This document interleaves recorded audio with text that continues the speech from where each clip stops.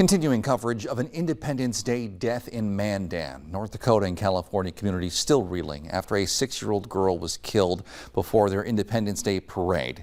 Mabel Askey just finished kindergarten. She's from Ventura, California. She was in Mandan visiting for the holiday and was riding a float en route to the parade staging area when she fell and was killed after being hit by a tire. A GoFundMe for the family has now raised more than $60,000. A Minnesota teen is dead after a fireworks accident just weeks after graduating from high school. Aaron Hassanzadeh brings us the story. Jack actually gave me that hockey stick. John Langerman and Jack Coker go way back. I got some flowers for him, and I've known Jack since I was in kindergarten.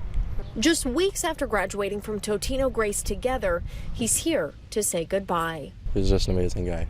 So yeah. Good friend. You're gonna miss him. Tremendously. Yeah.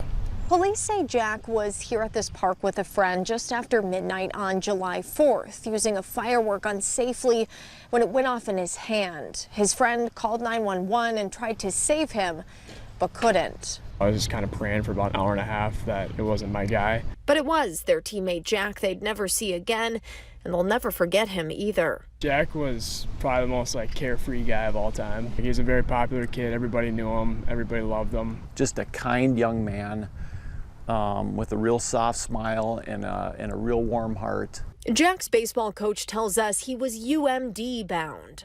You graduate, you cross the finish line, and then the whiteboard's clean again, and you kind of start the next adventure. The next adventure cut short, but a legacy that will live on with his friends forever.